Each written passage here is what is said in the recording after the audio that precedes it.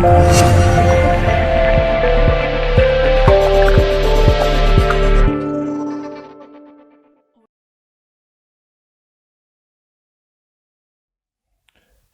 and welcome to Camera Review.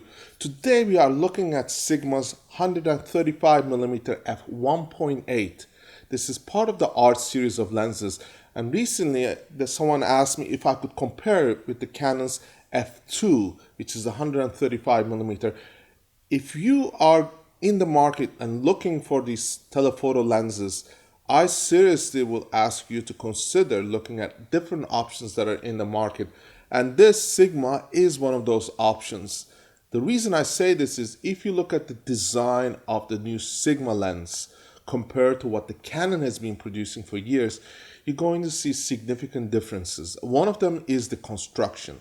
When you look at Sigma, it has 13 elements in 10 groups versus what the Canon has, which is 10 elements in 8 groups. So you're seeing a much more complex lens than what Canon has been producing.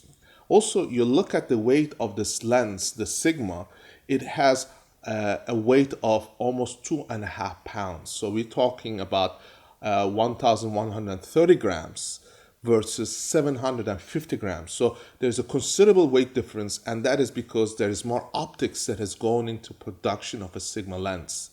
Now, in the past, if you look at what Sigma lenses had been selling for versus what Canon, there was a big discrepancy in price because you will see the Canon lenses selling almost twice the price of a Sigma.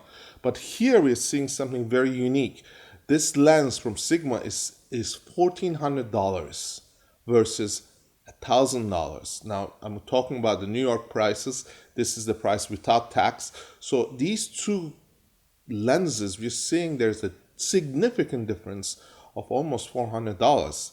And if Sigma is able to charge this, because you are paying for something that is far better engineered or more up to date. Now, as far as the quality, as far as the image rendition, that is another issue we should also look at into. One of the things is Sigma has shown incredible attention into details in the last few years to improve on their issues that they have had in the past with the optics and also with the mechanics of their lenses. Now, in the past, there were complaints about having Sigma lenses and one lens not performing as well as the other. Now, because of the attention they have given into making these lenses very well made, they have improved their quality. So you are less likely to get a bad lens out of the batch. In fact, the lenses that I've tested time and time again has shown me that the lenses from Sigma are on par with any lens that has come out from either Canon, Nikon, or one of the bigger manufacturers. And this is something very, very important because what you want to do is you want to buy a lens and you want to be able to depend on that lens. And it is for that reason Sigma has been offering a longer and longer periods of warranties on their lenses. And that is an indication of the quality that they have invested in. And second of all, you look at the design. The design has gradually have improved and become very good in terms of all optics that were manufactured under the art series. Now, I'm not talking about the lenses that are in the other series. There is the C series, the contemporary series, there is the art series. The art series is the lens that is, I think, very unique because when you look at the MTF charts, they are phenomenal. And the distortion is reduced considerably and the chromatic aberration is almost nil. So this is one of the reasons I truly like the Sigma lens. Now you're going to say, if I buy this lens, is it going to make a huge difference between shooting with a Canon versus this? Well, you could use a $200 lens to shoot and you will get just as incredible images from 135mm. What you want to do is, if you're a professional and you are going to do wedding photography and you want to get these beautiful portraiture, well, this is the lens you want to invest in because the quality is there. It's going to last you a very long time and it's going to give you that 3D pop. That's what you're looking for. You want to be able to separate your your subject from the background. And this has this beautiful creamy bouquet. Now, I'm not going to go into details with showing you all these photographs that I've captured, because that is going to make this a very long review. But what I would like you to do is take your time and go to the links below. You're going to find, of course, on the internet, there's Flickr pages and all these other pages. You can actually take your time to look at these images and make your own judgment. But what I will say to you is there are things that I truly like about the 135 millimeter. And that is one of the best focal lengths to do portraiture. And that's one I prefer more than using, for example, let's say 85 or a 90 millimeter. That is because you throw the background out more into a bouquet that's more smooth and more beautiful. And also, you are going to make the subject look thinner. If you want to make the subject look something that is more pleasing to the eye in terms of proportion and all that, this is the lens that I prefer instead of an 85. 85 is a beautiful focal length, but again, it's a matter of taste. Some people prefer to shoot with 85, some people prefer with 135. Now, I have shot with Canon for years, I've shot with Nikon many years, I even shot with Leica for many years. This is all a matter of personal taste. If you like the colors that you get from a Nikon, that is one lens that you may prefer. Or if you've been in the school that you have invested your money into a Canon type of lens, well, this is an option because Sigma does produce this lens both in Nikon and Canon mounts. So you can take your pick. If you have your Canon gear and you want to buy the 135 millimeters, you can actually add this to your gear, and this is going to be part of your arsenal when you go out to do that wedding photography or that event photography. This is the one to give you that additional benefit. And also, it's a modern lens that's here to stay. Now, beyond that, if you are someone who has invested in Sigma lenses, this is a nice continuation in that trend. So if you bought the 50, the 85, or the 35 millimeters, this is a beautiful series of lenses that you can use. And almost all their lenses, with the exception of 50 millimeter, they are spectacular in terms of performance. Now, you might want to know why I do not like the 50. That is a whole different topic, and I have discussed this with other individuals who are professionals, and they agree on this. And we will talk more on that in our next review or in the future reviews. So we give a more honest and more independent view on all the lenses. Now, we know that the lenses produced from Canon or Nikon, some of their focal lengths are miraculous. They provide these beautiful bokehs, and especially Nikon. Nikon has this patented technology where you can pull the out of focus area to the foreground or the background, or your choice of the two blend. So this is an option that they have, and their 135 millimeters is very beautiful. If you look at the Zeiss, you have the 135 millimeters. It's considered one of the best in the world. In fact, it's considered on par with the Auto series, which is a $5,000 lens. So if you look at those elements, then you have a lot of competition on the Nikon and Zeiss side. Well, Canon has not been putting out new lenses in that 135 millimeter or the telephoto area, and that's simply because they have been too used to having this market almost cornered in terms of the name and the branding, and also by the fact that most professionals have relied on Canon for years. But now the landscape is changing. We're seeing something very, very different, and that is Sigma as well as Tamron. They're all coming out with their own versions of lenses, and their versions of lenses have often surpassed what the Canon has been producing. And to give you a good example is if you look at the 24 to 70 millimeter Canon. Now that doesn't have IS, which is the internal stabilization, optical stabilization, and it also has a design that is a little bit older. Now we're looking at what Sigma has just announced. It is one of their new lenses. It has optical stabilization.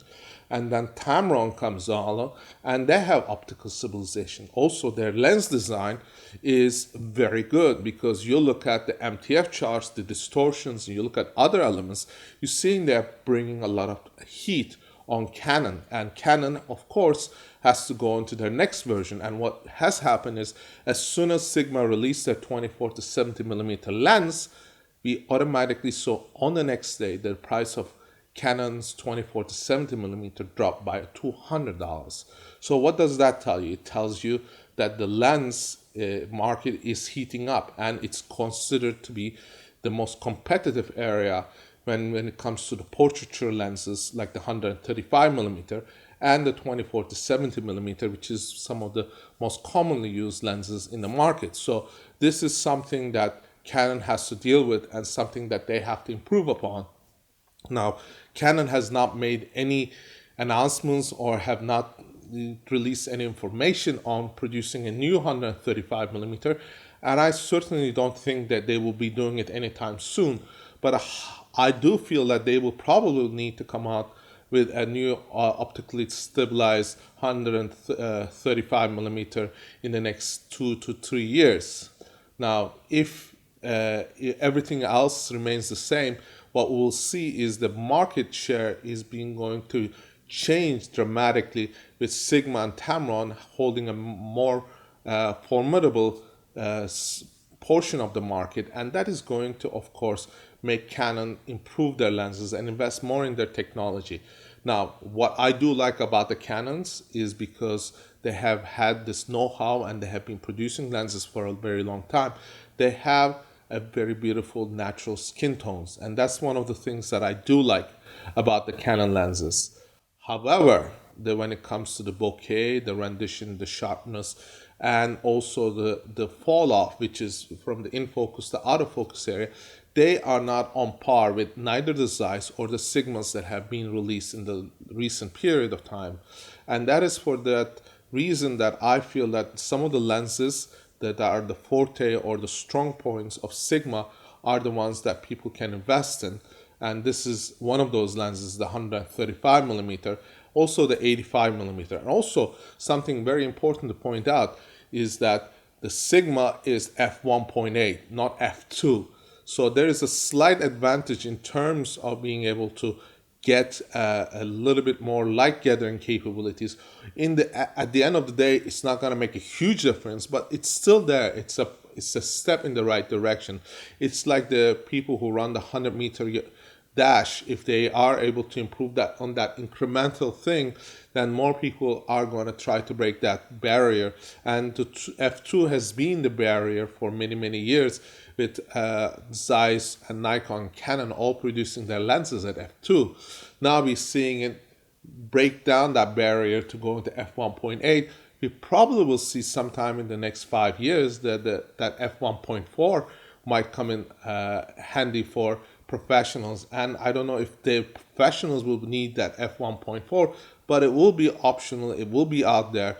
And this is in the first race in terms of getting that focal length and getting that focal length to be more competitive in terms of professional market. Now, as I said, some people might find this lens to be a little heavier because it's 1,130 grams, so 2.5 pounds.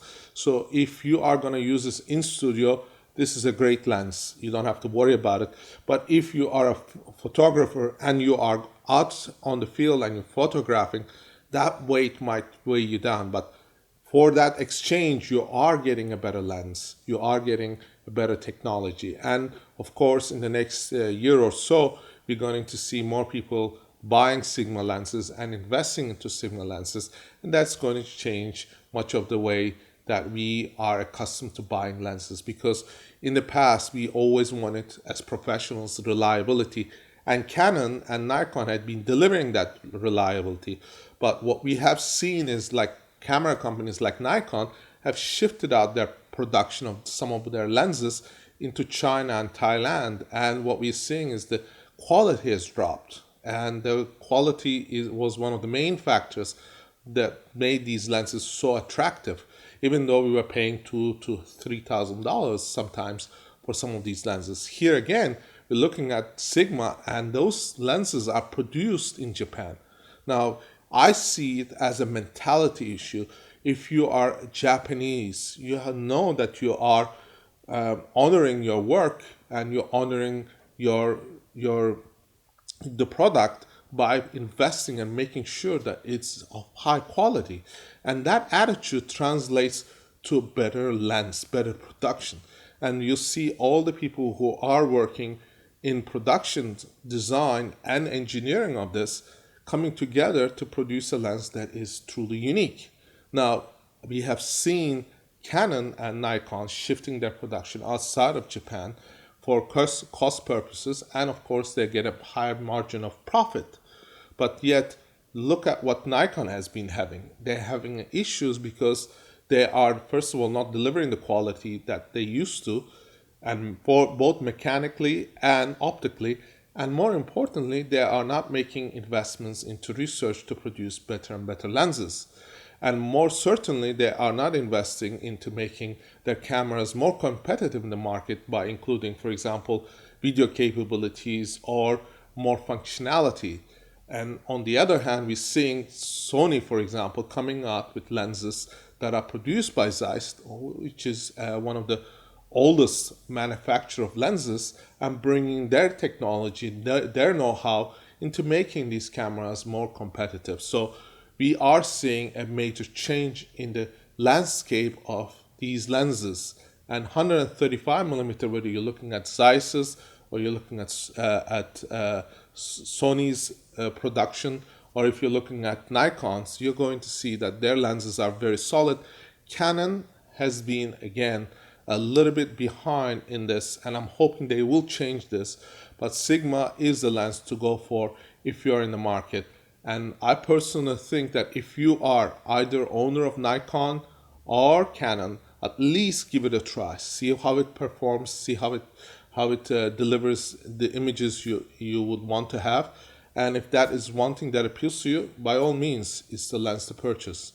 So I hope this review has been informative. I hope it have given you some highlights, and I'll be doing more reviews on these lenses, and furthermore lenses that will be coming out in the near future, because there are going to be some lenses that are going to be coming out in the fall. And I hope that you'll stay tuned and subscribe to our channel to watch those reviews. Also, you can visit our website at camerareview.ca, and hopefully I'll see you next week in our next review. Thank you for watching.